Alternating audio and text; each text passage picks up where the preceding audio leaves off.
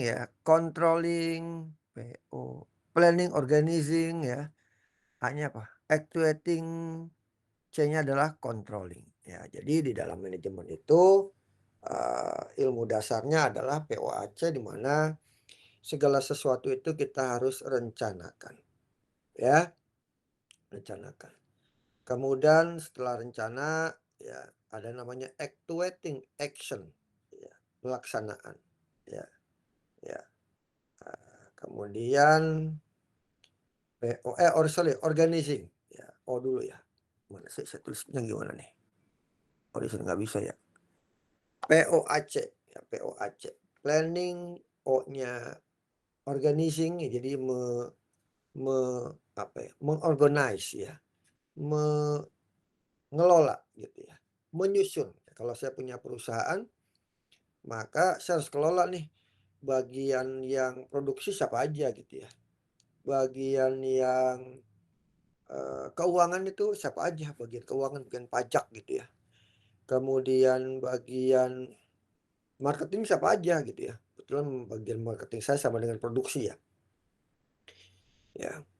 Kemudian bagian Bapak, mohon maaf Pak, ya, izin. Saya ya sih di fast learning itu belum terabsen Pak, masih terabsen Pak. kamu tadi udah ditanya sama saya belum? Baru masuk ya? Ini Pak, dari tadi saya udah masuk terus tiba-tiba keluar Pak karena jaringan di proyek Oh iya. itu. Oke, bentar ya. Nanti ya, nanti Maaf. lagi ya.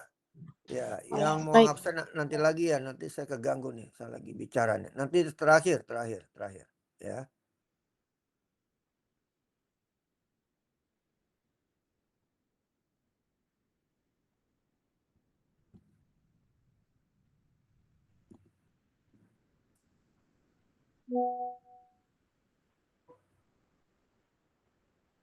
Loh, mana ya? Kok nggak ada nih? Loh, ini kok 28 Mei.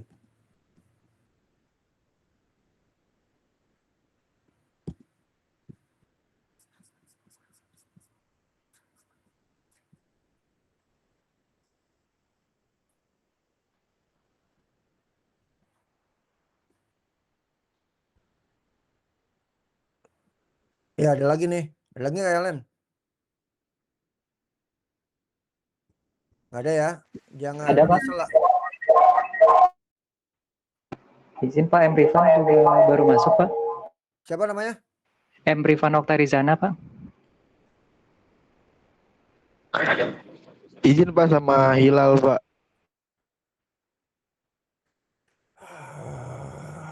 Mohon izin Pak, tadi saya yang bicara saya Yesi Pak. Saya juga belum Pak. Ya. Izin Krisiwi juga belum, Pak. Ya, nanti ya pada saat akhir aja ya. Saya nanti keganggu nih. Baik Pak. Oke, saya lanjutkan ya.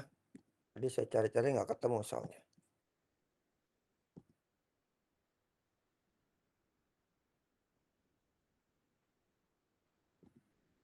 Oke, ya. Jadi sekali lagi yang namanya manajemen itu adalah POAC ya. POAC, planning, organizing, actuating, and controlling. Nah, Anda tuh harus paham tuh gitu ya.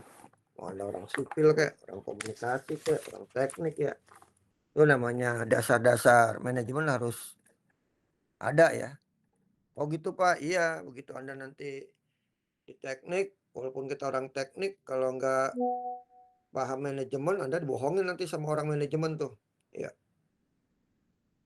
disuruh kerja, membuat RAB, tapi digajinya kecil gitu ya. Ya, karena ini nggak untung nih, masih mepet nih, harganya nih, belum dibayar nih segala macam gitu ya. Tapi kalau Anda ngerti manajemen, ya kita bisa ngelola waktu.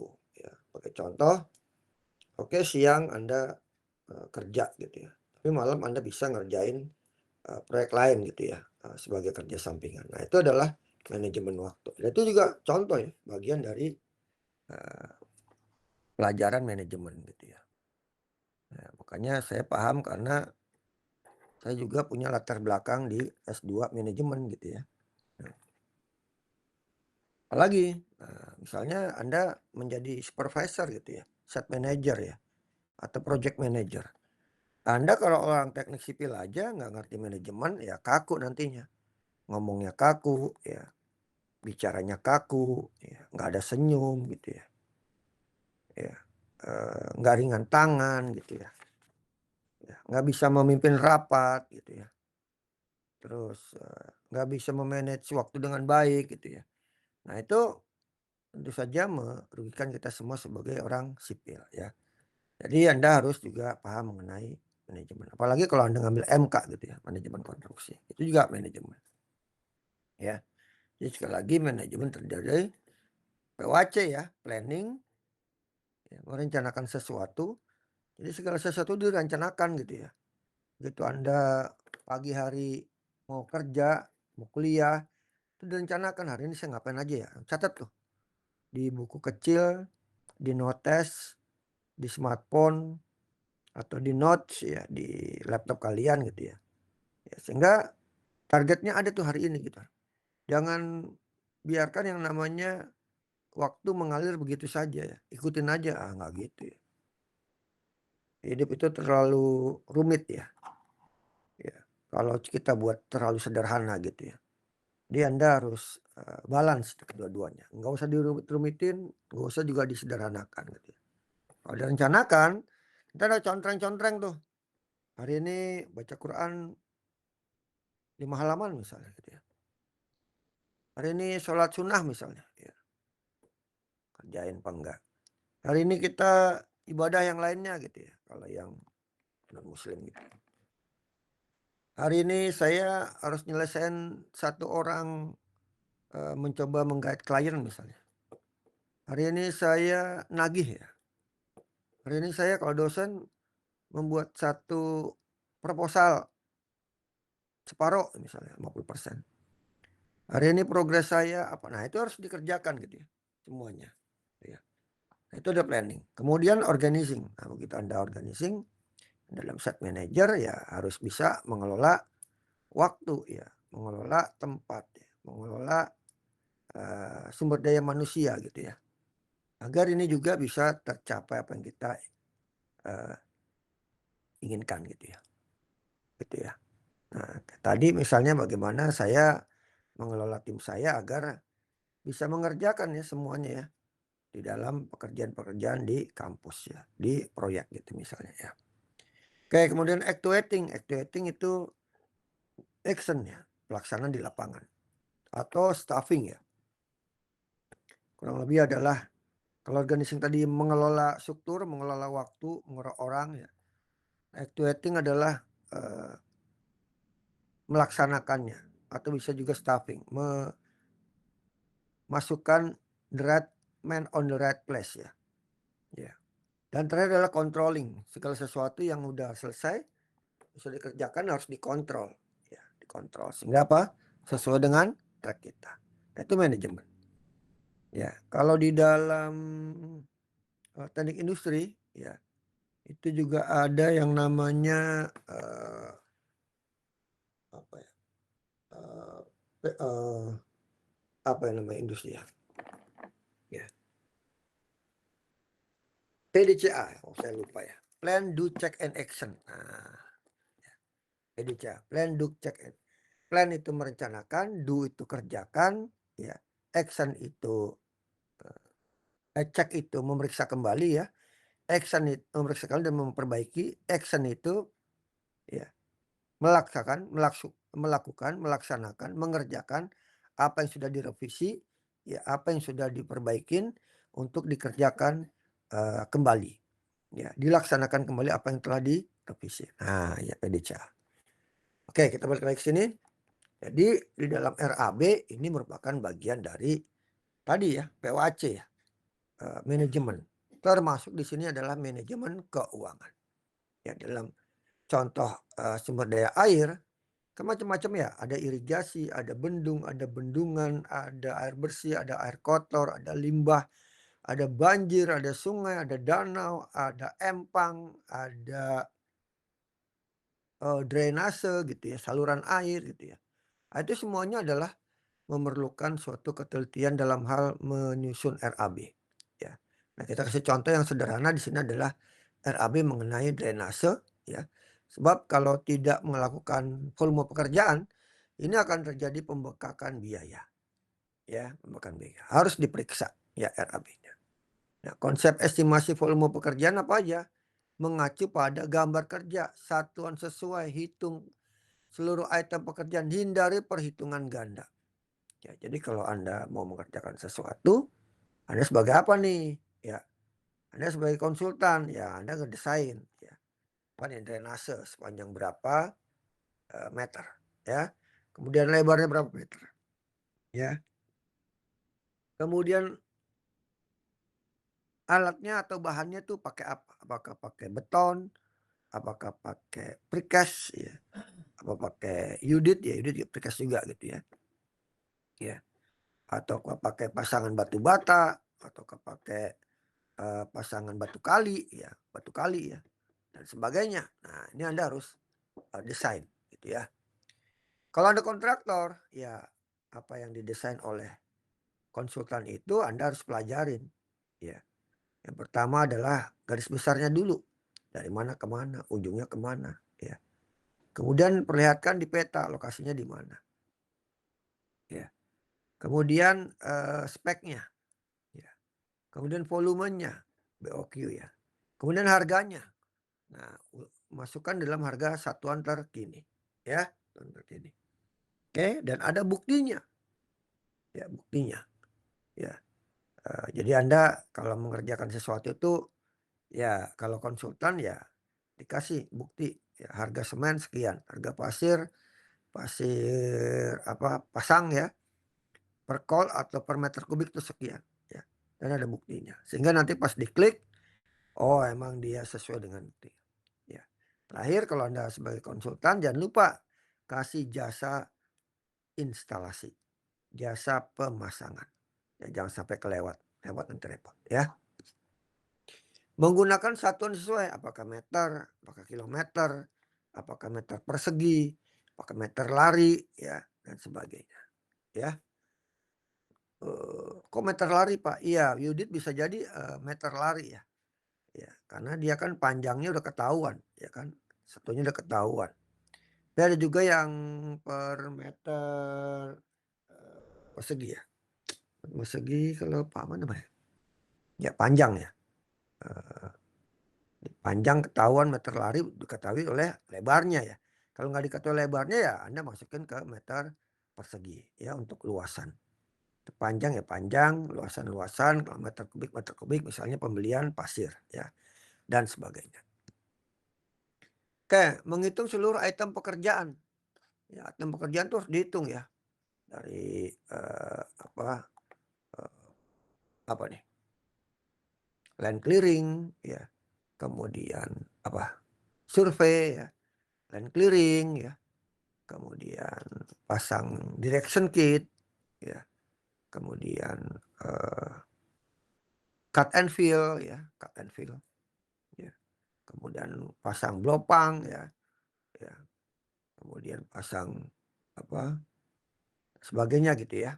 Jadi Anda harus benar-benar bisa membuat tanda atau patok ya dari ujung ke ujung gitu ya. Dan ini disesuaikan dengan gambar kerja. Ya, gambar kerja.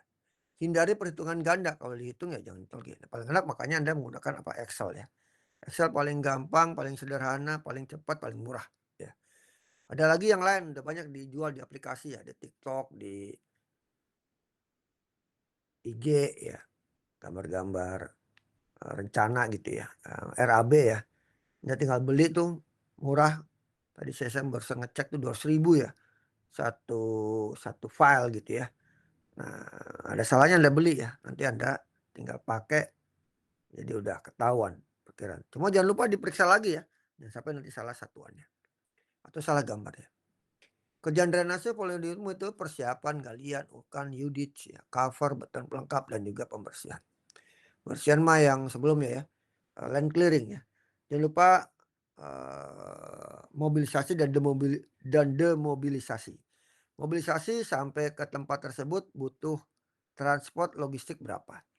Demobilisasi adalah pembongkaran, perapihan, pengumpulan, dan pembuangan ya ke tempat sampah sementara. Ya, penempatan sampah sementara.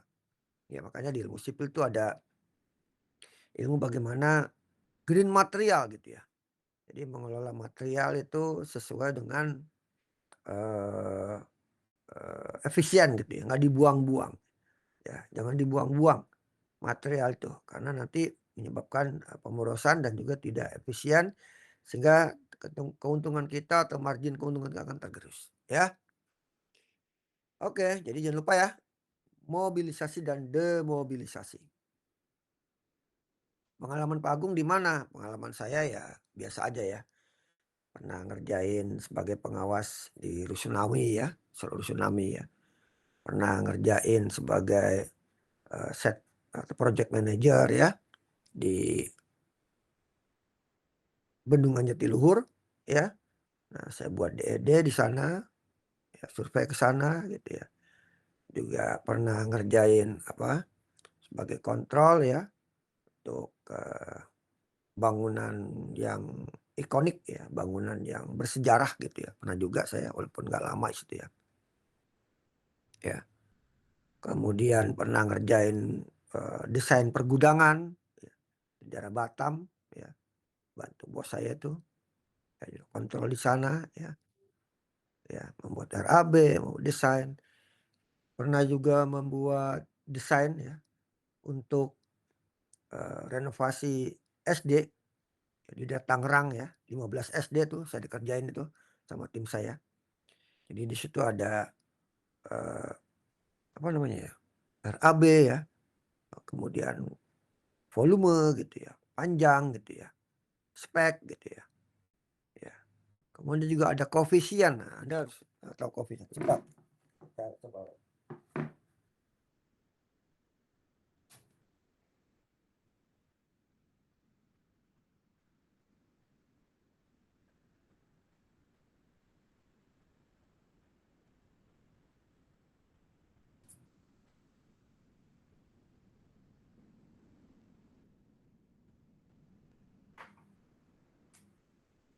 Nah, ini ya.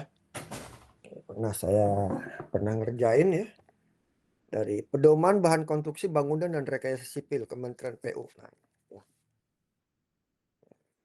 Ngerjain di mana di sini kalau Anda lihat ada analisis harga satuan pekerjaan AHSP ya. Nah, ya.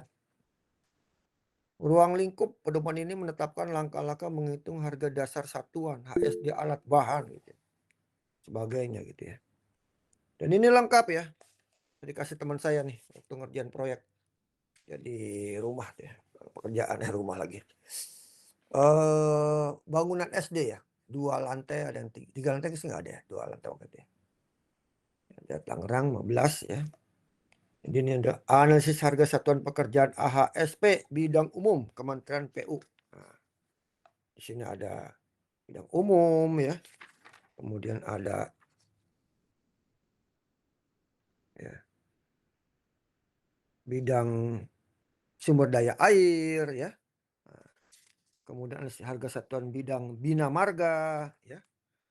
Kemudian ada analisis harga satuan bidang cipta karya. Nah, walaupun ini udah cukup lama 2013 ya, cuma saya waktu itu ngotak-ngatik jadi paham gitu ya di dalam kita membuat suatu analisis harga satuan. Contoh ya enggak, tenaga kerja pekerja untuk pekerjaan 1 meter persegi pembersihan dan stripping kosrekan.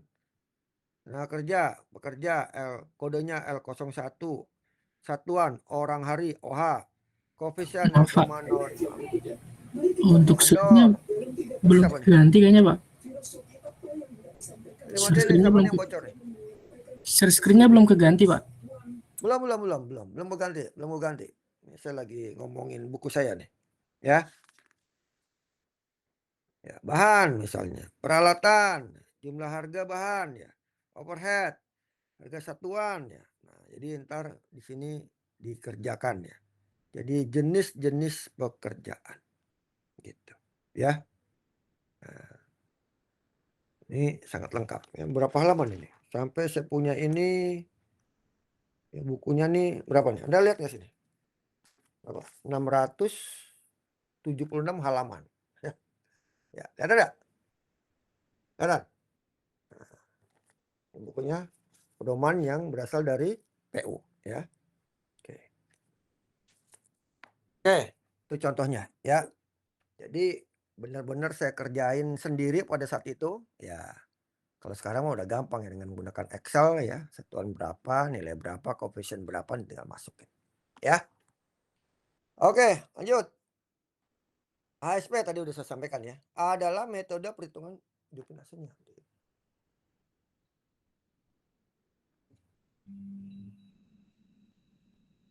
Ya. ASP adalah metode biaya memperoleh harga satuan pekerjaan konstruksi per satuan volume tertentu disusun berdasarkan kebutuhan material, tenaga, peralatan yang diperlukan untuk melakukan satu pekerjaan. Misalnya berapa biaya yang diperlukan untuk menyelesaikan 1 meter kubik galian tanah, 1 meter persegi pasangan batu, 1 meter saluran drainase. Nah ini jadi dasar untuk penyusunan RAB. Ya.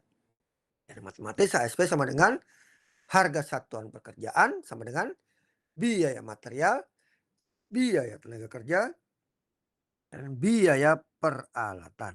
Nah, peralatannya. Ini misalnya nih, harusnya cuma BM ditambah BTK ditambah BP ya. Oke. Sebagai contoh. Ya. Untuk pekerjaan galian tanah biasa per meter kubik diperoleh kebutuhan 25 meter persegi, 25.000 persegi. Ekskavator 70.000 meter per meter kubik ya.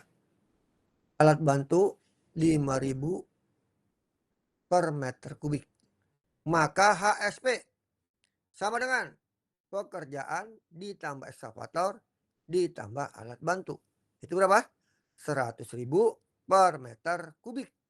Ya, untuk pekerjaan apa? Galian tanah biasa. Nah, gitu ya. Galian tanah biasa. Ya. Soalnya juga pengecatan bidang kayu baru. Ada 1 lapis pelamur, ada 1 lapis cat dasar, ada 2 lapis cat penutup ya. Nah, tenaga kerjanya berapa nih? Ya, pekerja, tukang cat, kepala tukang, mandor misalnya. Bahannya ada cat meni, pelamur, cat dasar, penutup, kuas, pengencer, amplas gitu ya. Ya. Nah, jadi hasilnya adalah 15% kali D. Ya, D-nya apa? D. Tarik. Ya. Oke. Sorry. 15% kali jumlah A, B, C, D. Nah, jumlahnya ini. Ini overheadnya. Jumlahnya adalah A, B, C, D. Tenaga, bahan, dan juga peralatan. Ini yang saya baca di buku ini ya. Tenaga, bahan, dan peralatan. Mana Pak? Ini dia. Tenaga, bahan, ya, dan peralatan. Ini bahannya nggak ada. Ini berarti peralatan. Ya, gitu ya. Jadinya 1 meter kubik tanah sama dengan 100.000. Ya. Kalau Anda udah biasa di RAB, ini mah mudah sekali ya. Ini kita hanya sampaikan dasar-dasarnya. Memiliki fungsi penting sebagai dasar RAB, evaluasi penawaran kontraktor, pengendalian proyek, ya, penyusunan harga, perkiraan sendiri, dan alat efisiensi penggunaan tenaga kerja, material, dan peralatan. Langkah menyusun RAB, gambar kerja harus ada satuannya, harus jelas gambar kerjanya, harus ada PDF-nya. Kalau sekarang kan nggak ini ya, harus PDF-nya atau minimal ya PDF lah ya. Harus ada apa nih? Skalanya ya, biar jelas ya skalanya. Ingat skala tuh penting ya di dalam suatu teknik ya. Ya, apakah skalanya di up, skalanya dikecilkan gitu ya. Ya. Ya, jadi harus disesuaikan dan kita punya bayangan gitu ya. Ya. Kemudian harga satuan mengalihkan volume, menyusun rekap, overhead ya, profit ya, pajak sesuai dengan ketentuan yang berlaku. Contohnya data perencanaan, pembuatan drainase precast, panjang saluran 100 meter, unit sekian, panjang, tebal. Ini satuannya koma ya, berarti Indonesia ya, lebar galian, kedalaman. Hitung volume galian. Nah, volume galian. Panjang kali lebar kali kedalaman 156 meter kubik. Ya. Hitung volume pasir uruk. Ya. Hitungan jumlah unit. Ya, biasanya panjang saluran ditambah panjang unit. Ya, 1 ditambah 1. 83,33. Ditempatkan jadi berapa? 84 unit. Ya, 184 unit. 100 meter dibagi 1,2. Ya. Ya. Nah, dibulatkan ke atas 1. Jangan 83 ya, entah kurang. Gitu ya. Penyusunan BOQ. Ya. Kerjaan persiapan galian tanah, urugan pasir, pengadaan unit ya. Masangan unit, pemasangan cover, urugan dan pembersihan akhir. Contoh harga satuan, pekerja berapa, satu berapa, harga satuan, pemasukan unit sekian, ya. Harga saja berapa? 1.550.000 ya, per meter. Pemasangan unit ya. Ya. Contoh era baik drainase, volume dapat, harga satuan per meter tinggal dikalikan gitu ya, 15.500.000. Pasir uruk ya, jadi 1.750.000, pemasangan pengadaan unit dan pemasangannya ya. Oke. Cover unit ya, tutupnya ya, 50 juta. Nah gitu ya. Rekap harga, misalnya pekerjaan persiapan, pekerjaan tanah, unit ya, total 229 juta. Overhead ditambah profit biasanya berapa? 10%. Ya. Tambah berapa? 22 juta ya. Jadi 252 juta. PPN jangan lupa 11%. Ya. Jadi berapa? 280 juta. Dibulatkan 281 juta. Faktor yang mempengaruhi biaya drainase apa aja? Kondisi tanah, kedalaman tanah, jenis saluran, harga material, harga dolar ya nggak? Naik ya. Upah tenaga kerja ya, lokasi proyek. Ya. Upahnya berapa UMR-nya? Jawa Tengah lebih murah ya. Jogja lebih murah. Tapi kalau Anda di Jawa Barat itu benar-benar tinggi ya. Bahkan di Kerawang lebih tinggi dibandingkan dengan Jakarta ya. Luar biasa ya. Bukan main ya. Ya. Cuma di Kerawang panas Pak. Ya panas ya kerjanya ya, namanya kerja sipil ya panas gitu ya. Tapi kan lumayan harga. Jadi Anda bagusnya memang mempelajari teknik ya. Relasi teknik, mekanikal, elektrikal, sipil ya. Kalau udah bisa nguasain, Anda bisa wirausaha sendiri. Atau Anda pergi ke luar negeri, Malaysia kalau nggak Australia ya. Kabur dulu deh ya. Nah, dapat duit cukup banyak, balik Indonesia, bisa investasi, bisa bantu Indonesia. Boleh aja begitu ya. Oke. Apalagi ada yang namanya aplikasi budal ya, yang orang ngapak gitu ya. Saya lupa itu ya. Bayar 100.000, cuma dikasih tahu gimana caranya kabur ke luar negeri, kerja, dapat duit banyak, balik ke Indonesia, kita majukan Indonesia. Nah, gitu ya. Nggak apa-apa. Jangan lupa ya, bahasa Inggrisnya dibagusin ya. Bahasa Indonesia, bahasa Inggris, ya tambah lagi bahasa pelengkap yang lain lah. Jepang, Jerman, Prancis gitu ya, dan sebagainya. Ya. Oke. Jangan lupa dimasukin ke medsos ya. Siapa tahu Anda bisa mendapatkan dolar juga tuh dari medsos. Misalnya cara land clearing, ya kan? Cara cut and fill, ya. Cara menentukan kualitas batu bata, gitu. Dikit-dikit aja ya. Orang-orang gadget sekarang kan pinter ya untuk membuat penghasilan yang berasal dari medsos ya, dari YouTube, dari TikTok, dari IG ya, dan sebagainya. Oke, kesalahan yang terjadi, salah menghitung volume. Nah, ini harus pastikan nih volumenya berapa. speknya berapa, ya. Diulang lagi, ya. Dicek lagi di lapangan. Kalau nggak dicek lagi di apa tuh? Tender drawing, tender drawing, shop drawing, as-built drawing, ya. Ya. Ya, Anda juga harus periksa. Kurang jelas, tanya pengawas. Kurang jelas, tanya perencana, ya. Oke. Tidak memasukkan pekerjaan pelengkap. Nah, nih jangan lupa nih pelengkap. Menggunakan satuan tidak diperbarui, dolar udah 17.800. Anda mas aja pakai dolar yang 16.000. Repot nanti. Mengabaikan biaya mobilisasi. Nah, ini juga salah nih mobilisasi. Mobilisasi dan demobilisasi. Nah, itu ya. Ya. Saya pernah ngerjain pengawas IPAL ya, yang ada di belakang. Luasannya adalah 7 meter kali 13 meter, kedalaman 3 meter. Ya, itu saya awasin ya, tiap minggu saya ke sana, seminggu 2 kali saya ke sana. Ya. Nah, itu kelihatan ya, mobilisasi sama demobilisasi. Terakhir, bagaimana mereka juga harus merapikan hasil urugan dari IPAL tersebut ya. Mau dikemanain? Mau dibuang, mau dipakai, mau separuh dipakai, mau ditaruh mana nih? Nah, itu dia harus jelas. Ya. Dan itu Anda harus masukin ke dalam penawaran harga. Demobilisasi. Ya, tanah buangan ini mau dibuang, didiemin apa dipakai sama owner atau boleh kita ambil. Nah, apapun yang terjadi Anda harus ajukan masukan demobilisasi. Pakai truk, pakai pick up, pakai engkel. Ya, pada meter kubik. Ya, pakai ekskavator. Nah, ya, masukkan itu. Kalau enggak ntar repot. Apalagi? Tidak menghitung pajak dan overhead. Nah, pajak harus dihitung 11%. Ya. Bingung banget saya nih. Katanya 80% pendapatan Indonesia dari pajak ya. Aduh, ini enggak kreatif banget orang Indonesia nih ya.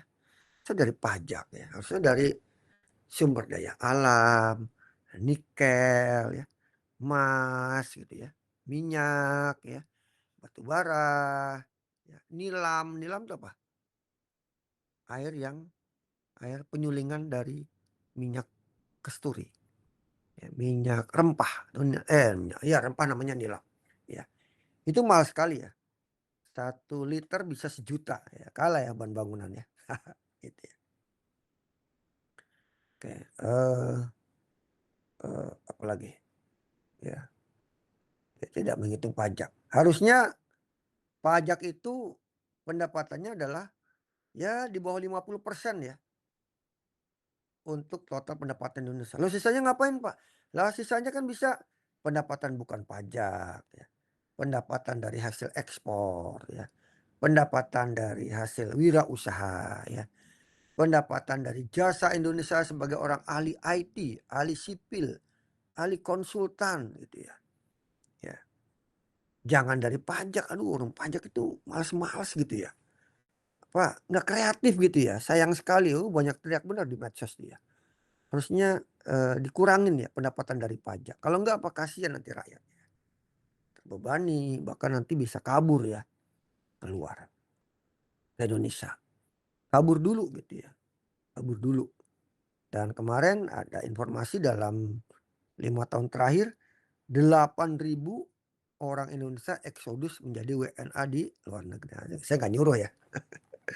Tapi minimal Anda kerja di luar negeri supaya bisa balik membangun Indonesia kembali ya. Gitu. Oke, apalagi? Biaya preman Pak. Nah ini juga nih biaya preman.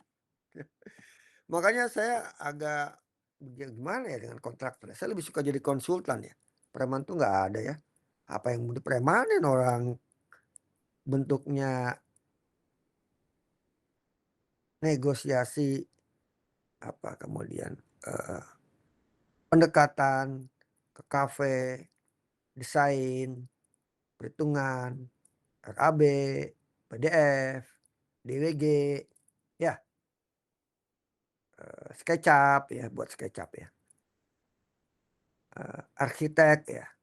Udah jadi kita kirim bayar sama klien ya. Selesai ya gitu ya. Nah, cuma ya kalau desain itu cuma 0,5 sampai 3% lah dari biaya proyek kecil ya. Tapi kalau proyek sendiri itu besar. Cuma ya itu ada kelebihan kekurangannya. Salah satunya apa? Biaya overhead.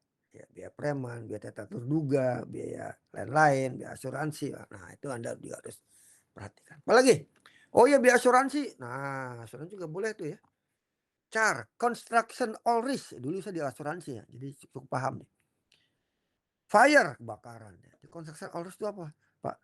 Ya pada saat Anda lagi mengerjakan bangunan 10 lantai, kemudian terjadi hal yang tidak terduga, dan itu di luar kekuasaan kita, sehingga bangunan itu rusak, roboh ya. Nah kita bisa klaim asuransi. Di luar kesalahan kita ya, kok roboh Pak? Kok di luar? Ya bisa aja misalnya ada gempa bumi gitu ya, dan sebagainya ya. Nah, itu contohnya. Oke, itu RAB. Ini lanjut cara-cara pembayaran juga Anda juga harus tahu ada lump sum, ada unit price ya, ada cost plus fee ya, ada design and build. Nah, sekarang ada lagi yang namanya BOD, build operation and design. and sorry, BOT. BOT, build operation and transfer ya. Ya, ada lagi BOD ya, design and build ya. Ada lagi BOT, build operation and transfer ya. Jadi kalau udah di build ya, di operation ya, udah dipindah ke tangan kan ke pemilik lama. Tapi setelah 30 tahun misalnya tuh di kampus IPB tuh ya ada bangunan Aston ya. Hotel Aston ya. Nah, itu BOT ya, build operation transfer. Bangun sama mereka, tanahnya punya IPB Bogor, dioperasionalisasikan ya. Ya. Karena mereka langsung mendapatkan penghasilan tanpa beli tanah gitu, tempatnya strategis ya. Selama 30 tahun. Wah, kerja terus tuh, mereka dapat terus. Pak, tapi setelah 30 tahun bangunan itu milik IPB. Ah, itu BOT ya. Oke, lanjut. Kontrak lump sum. Nilai pekerjaan sudah disepakati sejak awal tidak berubah selama lingkup pekerjaan. Panjang 100 meter, nilai kontrak 500 juta, maka kontraktor akan menerima 500 juta sesuai dengan pekerjaan. Meskipun terdapat perbedaan kecil dalam volume pekerjaan. Ini nggak mau tahu ya, pokoknya nilai kontrak segini, panjang segini, lu kerjain. Ya. Kelebihan, proyek lebih pasti, admin sederhana, mudah mengendalikan anggaran. Kekurangan apa? Resiko ada sesuatu yang tak terduga ditanggung oleh kontraktor, resiko volume. Perubahan pekerjaan, kurang ini, udah sekalian. Ya, itu memerlukan adendum. Ya. Kontraktor biasanya memasukkan faktor resiko lebih besar ya. Karena apa? Ini pekerjaan adalah lump sum semuanya. Borongin ya, lump sum ya. Yang kedua unit price ya, harga persatuan. Kalian unit jika volume berkurang maka pernah mengikuti volume. Nah, kalau tadi volumenya kira-kira 2 km, 2000 meter. Ini kamu kerjain. Ini kalau ada tambahan gimana Pak? Ya udah pokoknya kamu kerjain, ntar dihitung sama-sama. Gitu ya. Ya udah lump sum. Kurang-kurang dikit nggak akan ada pembayaran. Kecuali kurang banyak ya dimasukin adendum ya. Kalau itu juga disetujuin ya Kak. Tapi kalau unit price ya itu pekerjaan tergantung dari progres dan berapa volume yang sudah dikerjakan. Karena pokoknya saya ngasih kamu adalah pekerjaan galian itu adalah 120.000 per meter kubik aja. Nah itu ya. Yaudah saya bayar kamu 1.500.000 per meter gitu misalnya. Dan sebagainya ya. Jadi unit price itu harga yang disepakati sesuai dengan harga persatuan pekerjaan ya. Disesuaikan dengan volume pekerjaan ya. Jadi nggak dari awal, jadi tergantung dari volumenya ya. Kelebihan fleksibel, ada perubahan volume dia langsung dikasih gitu ya. Nggak usah pakai adendum segala. Cocok untuk pekerjaan yang belum pasti ya. Risiko volume lebih kecil karena ada kekurangan dikit atau perbedaan dikit dia kita bisa cas gitu ya. Kekurangan nilai akhir proyek belum pasti karena belum pasti berapa meter persegi dia dapatnya, panjangnya, volumenya ya. Memerlukan pengukuran lapangan yang detail ya, karena begitu mereka mengukur Ya, jadi harus dibuat detail terlebih dahulu. Gitu ya. Kontrak cost plus fee. Kontrak ditambah dengan keuntungan kontraktor. Misalnya kontraknya 1 juta, fee kontrak 10% ya udah berarti 1.100.000 ya. Proyek untuk darurat ya. Desain yang belum final, kemudian turnkey ya. Ya, perencanaan pengadaan konstruksi commissioning bangunan siap digunakan. Misalnya rumah sakit, pabrik, gedung, kampus, instalasi. Ya. Dan praktis, lamsam saya bayar 5 juta untuk pekerjaan ini sampai selesai ya. Nah, kalau harga satuan, saya bayar 120.000 ya per meter galian per 1,5 juta meter unit. Jadi dihitung lagi nih setelah dikerjain. Ya, kalau ini nggak mau tahu, pokoknya sampai pekerjaan ini selesai dengan total perkiraan sekian meter. Kalau ini per unit price ya. Lamsam digunakan pada gambar sudah lengkap, spek udah jelas, volume ini langsung nih oke-oke aja ya. Tapi kalau gedung kamar lokasi pembangunan pagar ya. Harga satuan kalau volume belum 1 ya belum pasti ya. Kita gunakan harga satuan. Kondisi lapangan berubah, harga satuan. Ya. Contohnya drainase, jalan, irigasi, bendung. Kok jalan harga satuan? Ya bisa jadi. Jalan ada beberapa yang ambles ya. Ada yang berapa tanahnya yang labil, contohnya di Cipularang gitu ya. Nah itu bisa jadi ya. Bentuknya adalah unit price ya. Bendung ya, apalagi bendung ya. Banyak sekali hal yang tidak terduga ya, kita harus sesuaikan dengan kondisi di lapangan. Dan tanah ya, karena mencakup geoteknik ya. Kita tidak tahu di bawahnya itu bagaimana kondisinya, table waternya bagaimana ya, dan sebagainya. Untuk dana sekampus metode harga satu bisa disukai karena volume galian sering berubah sepelaksanaan. Lamsam digunakan apabila desain gambar kerja volume telah final dan risiko pekerjaan sangat kecil, gunakan lamsam. Tapi kalau misalnya volume pekerjaan belum pasti ya, sehingga ada tambahan-tambahan ya gunakan metode harga satuan atau unit price ya. Simpulan selain dari tadi lamsam dan unit price ya cost fee ya, kemudian apalagi itu build operation ya. Nah, Anda di sini saya sampaikan kesimpulan ya, design and build ya. Nah, sebenarnya apa? Ya. Masih volume AHSP dan R merupakan komponen utama dalam perencanaan biaya proyek konstruksi. Ketelitian ini harus diperhitungkan dengan penerapan metode yang sesuai mengacu daripada AHSP Kementerian PUPR. Perusahaan RB dapat menghasilkan estimasi yang lebih realistis, efisien, dapat digunakan sebagai dasar pelaksanaan pengendalian proyek konstruksi ya. Oke, daftar pustaka ini dan juga yang lainnya. Ini contoh latihan soal, Anda silakan kerjakan sendiri. Ada yang tanyakan? Silakan.